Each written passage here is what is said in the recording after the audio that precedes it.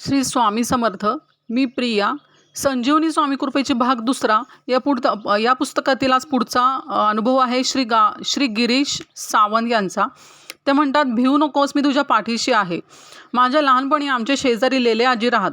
या आजी माझ्या आईला एक लहानसे पुस्तक वाचून दाखवत. पुस्तक वाचून संपल्यावर आजी डोळे मिटून हात जोडायच्या. त्यांना पाहून माझी आई देखील हात जोडायची. कालांतराने मोठा झाल्यावर मला कळलं की ते लहानसं पुस्तक म्हणजे श्री स्वामी समर्थांची पोथी होती. अजाणतेपणीच स्वामींचा माझ्या अंतरंगात प्रवेश झाला असावा. मध्यंतरीचा काळ शिक्षण, नोकरी आणि प्रपंचाच्या व्यतीत झाला. नोकरीनिमित्त वर्षाधिक काळ सोलापुरात वास्तव्य होतं. अक्कलकोट अर्ध्या तासाच्या अंतरावर असूनही कधी जाणं झालं नाही. तो योग 2003 आला. याआधी केव्हा तरी मी तपस्वी काकांची संगत आणि संगीत यांच्या मार्फत स्वामींनी अंतरंगात घर केले. यानंतर श्री स्वामी समर्थ स्तवनगाथा पाहण्यात आली आणि तिचा लाभही झाला.